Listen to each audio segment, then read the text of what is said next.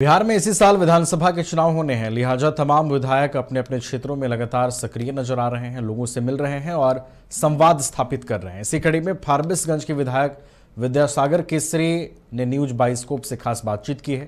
बातचीत में विद्यासागर केसरी ने कहा कि फारबिसगंज सीमांचल का एक औद्योगिक केंद्र है जहां विकास के कार्य काफी किए गए हैं। न्यूज बाइस्कोप के साथ उन्होंने अपनी आगामी योजनाओं को भी साझा किया है। सुनवाते हैं पूरी बातचीत आपको। देखिए, बिहार में इसी साल विधानसभा चुनाव हैं, लिहाजा ऐसे में तमाम जो दल हैं वो कहीं न कहीं पूरे बिहार में एक्टिव है और खास करके विधायक जो हैं अब अपने क्षेत्रों में लगे हुए हैं और कई ऐसे विधायक हैं जो लगातार अपने क्षेत्र में रहते हैं और जनता की समस्याओं को सुनते हैं। उनमें से एक विधायक हमारे साथ मौजूद हैं, विद्यासागर केसरी, लेकिन अपने क्षेत्र में मंचन केसरी के नाम से भी प्रसिद्ध हैं और लोगों से मिलते हैं, लोगों जुलते रहते हैं, लगातार अपने क्षेत्र में एक्टिव रहते हैं। बात करेंगे फारबिसगंज एक अगर बात करें अररिया जिला में तो एक व्यवसायिक केंद्र के रूप में भी उभरा हुआ है।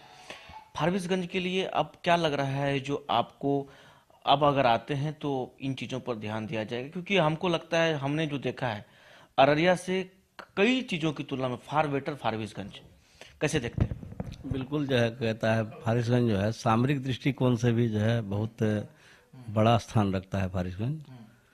और सबसे बड़ी बात है फारबिसगंज में जो व्यावसायिक केंद्र आज से नहीं, ब्रिटिश शासन से जो है फारबिसगंज में व्यवसाय का बहुत बड़ा केंद्र रहा करता था। खास करके पाट व्यवसायिक लोग जो थे वहाँ ज़्यादातर कलकत्ता के व्यापारी लोग रहता करते, जहाज से वहाँ से जाती थी पाट और बड़े बड़े कंपनियां जो है वहाँ जो है पाट का काम करती थी। लेकिन धीरे धीरे जो है फसलों का जो स्वरूप था वो बदल गया और भौगोलिक परिस्थिति बदली उसके जलवायु के चलते। तो अभी जो है मक्का का जो है हब हो गया है फारबिसगंज का जो क्षेत्र है मक्का का हब। और बड़े बड़े व्यावसायिक लोग जो है अंतर प्रदेश से भी जो है व्यावसायिक लोग आकर करके मक्का को ले जाते हैं। एक स्टार्च फैक्ट्री भी खुली हुई है वहाँ, तो जो पर्याप्त नहीं है, जितना जो यील्ड है मक्के का, उस दृष्टिकोण से अररिया के दृष्टिकोण से 2-3 जो है स्टार्च फैक्ट्री लगेगी मक्के की, तब कहीं जाकर के किसान को जो है उसका जो विद्यासागर जी, जो अमित शाह का मैसेज था जो जन जन तक पहुंचाना है, डबल इंजन की सरकार के कामों को लोगों तक ले जाना है और एनडीए की वापसी 2025 में जोरदार तरीके से करना है। लेकिन तेजस्वी यादव भी बिहार पूरा घूमे, मुख्यमंत्री जी ने भी प्रगति यात्रा पूरे बिहार में किया। तेजस्वी यादव जी कहते रहते हैं जो मुख्यमंत्री जी को क्या हो गया पता नहीं, मुख्यमंत्री जी अचेत अवस्था में है। अमित शाह जी हों चाहे मनोहर लाल खट्टर उन्होंने कहा नीतीश जी के नेतृत्व में ही चुनाव लड़ेंगे। तो क्या लगता है जनता आप लोग की बातों को सुनेगी या जनता के बीच जो है अभी भी आप लोग जो है क्या लगता है जनता एनडीए की जो है जोरदार वापसी करेगी? देखिए, तेजस्वी यादव जी के पास में कोई आइडियोलॉजी नहीं है, कोई विचारधारा को लेकर के, कोई विकास का जो मैप होता है उनको उस चीज से कोई लेना देना नहीं है। और तेजस्वी यादव जी का जो पैतृक जो इनका जो रहा हुआ, इनका जो बाढ़े पूत पिता के धर्म में खेती उपजे अपने कर्म में, तो पिता का जो कर्म है वो कर्म इनका जो है पीछा नहीं छोड़ने वाला है। क्योंकि जो 2090 से लेकर 2005 का जो इनका पैतृक कार्यकाल जो रहा, मुख्यमंत्री के रूप में चाहे इनकी माता श्री का रहा या पिताश्री का रहा, पूरा प्रदेश के लोग जानते हैं जो किस प्रकार से जो है यहाँ बिहार में अफरा तफरी मचा हुआ था। लोग त्राहिमाम थे, हत्या बलात्कार, व्यवसायिक से लूट पाट, गुंडागर्दी, ऐसे थोड़े जंगल राज कहा गया था उस समय में। तो अब वही चीज वो पुनः जो है स्थापित करना चाहेंगे। वही सरकार हमारा आए तो विकास के बारे में सोचेगा, उसका आदमी इसी में संलिप्त हो जाएगा। जब जब महागठबंधन की सरकार यहाँ रही है बिहार में, तब तक जो है लोगों को जो है आम लोग जो है त्रस्त रहे, आम लोगों को जो है सुकून नहीं मिला। रोड पर महिलाएं चलने के से बेबस हो जाती थी। जब रोड पर निकलेंगे कहाँ हमारा जो है अपहरण हो जाएगा, कहाँ हमारा जो है गले का जो है गहना छीना जाएगा, कहाँ हमारे साथ में कुछ घटनाएं हो जाएगी, अप्रिय घटनाएं। तो ये व्यावसायिक लोग पलायन कर गए उस समय में। आज भी जो है कहता है जब भी इस तरीका का बात आता है तो हम लोग बड़ा असहज हम लोग खुद महसूस करते हैं। लेकिन जनता मूर्ख नहीं है। जनता अब समझ चुकी है कि भाई कौन जो है सही नेतृत्व दे सकता है। जो सही नेतृत्व देगा उसी को जनता चुन करके भेजेगी। और यह एकदम प्रमाण है कि आप देख लीजिएगा, जब 2025 का जब चुनाव होगा तो एनडीए गठबंधन को 200 से ऊपर सीट आएगा। चलिए, तो हमारे साथ विद्यासागर केसरी जी थे, जिनसे बात कर रहे थे। तमाम बातों को इन्होंने अच्छे ढंग से रखा, तमाम मुद्दे पर बातचीत की इन्होंने। अमित शाह का जो दौरा है उसको लेकर के भी इन्होंने कहा। सुगराडे के साथ अंशु जनरल को बिहार के मगध ग्रुप ऑफ इंस्टीट्यूशंस की ओर से बिहार के गरीब और मेधावी छात्रों के लिए चाणक्य छात्रवृत्ति परीक्षा 2025 का आयोजन किया जा रहा है। इस परीक्षा के माध्यम से योग्य छात्रों को नर्सिंग और फार्मेसी कोर्स में प्रवेश के लिए 1 लाख रुपए तक की छात्रवृत्ति प्रदान की जाएगी। यह परीक्षा मगध ग्रुप ऑफ इंस्टीट्यूशंस के विभिन्न प्रतिष्ठित कॉलेजों में नामांकन हेतु आयोजित की जा रही है, जिनमें शामिल हैं Vivekananda paramedical and nursing college, Gaya Magadh paramedical and nursing institute, Gaya Chanakya college of education, Patna Magadh institute of higher education Gaya और doctor Trishuldhari Pandey memorial college of education Nalanda. ये तमाम इंस्टीट्यूशंस भी इसमें शामिल हैं। देखिए, अगर आप एएनएम और जेएनएम और बीएससी नर्सिंग और बी फार्मा वगैरह करना चाहते हैं तो आपके लिए एक सुनहरा अवसर है, जिसके बारे में हम बात करेंगे। हमारे साथ Magadh institute of higher education के चेयरमैन राजेश पांडे सर हैं, जानेंगे समझेंगे और चाणक्य स्कॉलरशिप के बारे में बात करेंगे।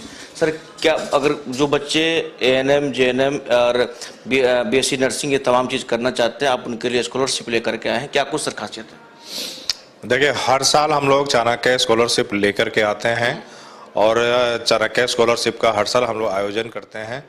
उसी के हर साल की भांति इस साल भी हम लोग चाणक्य स्कॉलरशिप 2025 का आयोजन कर रहे हैं, जिसके अंतर्गत हमारा 5 कॉलेजेस हैं। जो गया में मगध पैरामेडिकल नर्सिंग इंस्टीट्यूट है, जिसमें ANM, GNM, BSc nursing, post basic BSc nursing course हम लोग आयोजन करते हैं। और इसमें जीएनएम और जो बीएससी नर्सिंग जो कोर्सेस है, इसमें माननीय मुख्यमंत्री का 7 निश्चय के अंतर्गत जो स्टूडेंट क्रेडिट कार्ड का योजना है, उसका भी लाभ बिहार के छात्र छात्राएं उठा सकते हैं। दूसरा, हमारा college Vivekananda and paramedical nursing college है, गया में स्थापित है। ये यहाँ हम लोग एएनएम, जीएनएम, बीएससी नर्सिंग और post basic BSc nursing course संचालित करते हैं।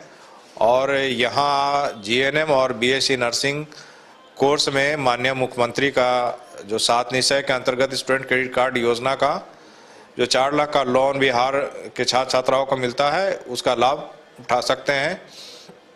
उसके बाद हम लोग चाणक्य कॉलेज ऑफ एजुकेशन दुल्हिन बाजार पटना में ये संचालित करते हैं। यहाँ हमारा जीएनएम, बीएससी नर्सिंग और post basic BSc nursing courses हम लोग संचालित करते हैं। जीएनएम और बीएससी नर्सिंग कोर्सेज में आप बिहार के मुख्यमंत्री का जो 7 निश्चय का प्रोग्राम है, जिसके अंतर्गत स्टूडेंट क्रेडिट कार्ड संचालित होता है, यहाँ के स्टूडेंट उसका भी लाभ 4 लाख का लोन लेकर के कर सकते हैं, लाभ उठा सकते हैं। उसके बाद doctor Trishuldhari Pandey memorial college of education Tharthari Nalanda में ये हमारा कॉलेज संचालित है। यहाँ हम लोग डीएलएड, बीएड और बीएससी नर्सिंग कोर्स हम लोग संचालित करते हैं। बीएससी नर्सिंग कोर्स में आप माननीय मुख्यमंत्री का स्टूडेंट क्रेडिट कार्ड का लाभ उठा सकते हैं, जो 7 निश्चय योजना के अंतर्गत माननीय मुख्यमंत्री का आता है। और Magadh institute of higher education Gaya में हम लोग संचालित करते हैं, जिसमें डी फार्मा और बैचलर इन फार्मेसी कोर्सेज हम लोग वहाँ चला रहे हैं, जिसमें बैचलर इन फार्मेसी कोर्स में 4 लाख तक का आपका माननीय मुख्यमंत्री का जो 7 निश्चय योजना है, जिसके अंतर्गत स्टूडेंट क्रेडिट कार्ड के माध्यम से बिहार के छात्र छात्राओं को 4 लाख का लोन दिया जाता है।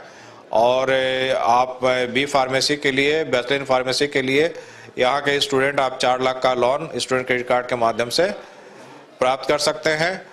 और जो चाणक्य स्कॉलरशिप हमारा हम लोग लेकर के आए हैं, 1 अप्रैल से चाणक्य foundation.net पे आप वेबसाइट पे जाकर के फॉर्म भर सकते हैं और 99 रुपीज़ आपको रजिस्ट्रेशन कॉस्ट आपको इसके लिए पे करना होगा। अच्छा, ये एक चीज़ ये जानना चाहिए, जैसे कि आपने अपने 5 कॉलेज का जिक्र किया, तो जो बच्चे आवेदन करेंगे, जितने भी कोर्स का आपने जिक्र किया, इसमें मतलब हर एक कॉलेज में अलग अलग टॉपरों को स्कॉलरशिप मिलेगा या मतलब ये क्या है?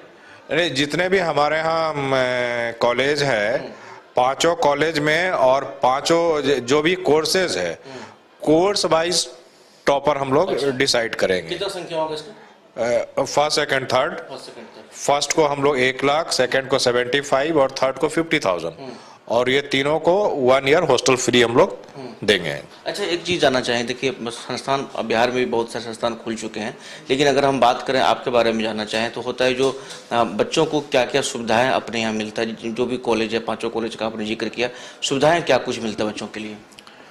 हमारे यहाँ लाइब्रेरी की व्यवस्था है, ई लाइब्रेरी की व्यवस्था है, और जितने भी हमारा लैब है वो इंटरनेशनल लेवल पे हमारा लैब सुसज्जित है।